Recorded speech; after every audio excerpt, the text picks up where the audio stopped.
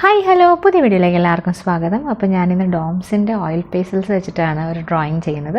ചെറിയൊരു ഡ്രോയിങ് ആണ് ചെയ്യുന്നത്. അപ്പോൾ ആദ്യം ഞാൻ അതിൻ്റെ ഔട്ട്ലൈൻ ഇടുകയാണ്. ചെറിയൊരു കിളീനെയാണ് ഞാൻ വരയ്ക്കുന്നത്.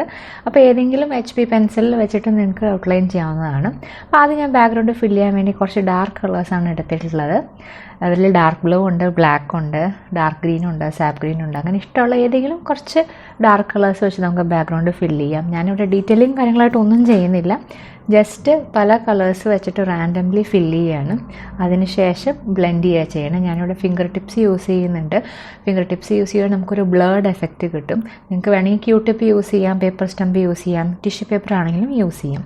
അപ്പോൾ ഞാനിവിടെ ബാക്ക്ഗ്രൗണ്ടിൽ പ്രത്യേകിച്ച് ഡീറ്റെയിലും കാര്യങ്ങളൊന്നും കൊടുക്കുന്നില്ല. കാരണം നമ്മുടെ സബ്ജക്റ്റ് പ്രോപ്പർലി ഫോക്കസ് ആവാൻ വേണ്ടിയാണ് അങ്ങനെ ചെയ്യുന്നത്.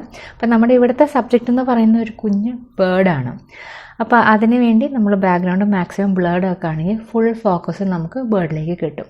ബേർഡിൻ്റെ എഡ്ജസൊക്കെ ഫില്ല് ചെയ്യാൻ വേണ്ടി പേപ്പർ സ്റ്റമ്പ് യൂസ് ചെയ്യാം. അതിനുശേഷം നമുക്ക് ഒരു ബ്രൗൺ ഷെയ്ഡ് വെച്ചിട്ടോ അല്ലെങ്കിൽ ഡാർക്ക് ബ്രൗൺ ഷെയ്ഡ് വെച്ചിട്ടോ താഴത്തെ ഭാഗം ഫില്ല് ചെയ്യാം.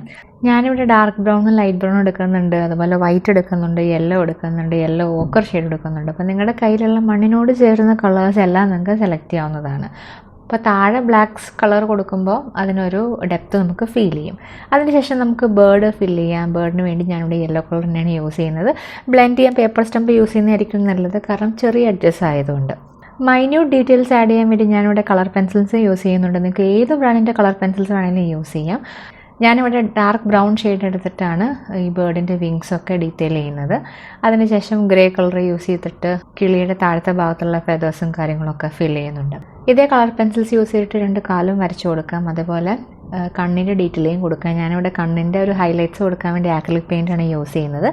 അതിനുശേഷം നമുക്ക് ചെറിയൊരു ബ്രാഞ്ചും 2-3 ഇലയും വരച്ചു കൊടുക്കാം. ഞാനിവിടെ കളർ പെൻസിലാണ് യൂസ് ചെയ്യുന്നത്. നിങ്ങൾക്ക് ഓയിൽ പാസ്റ്റൽസ് ആയാലും യൂസ് ചെയ്യാവുന്നതാണ്.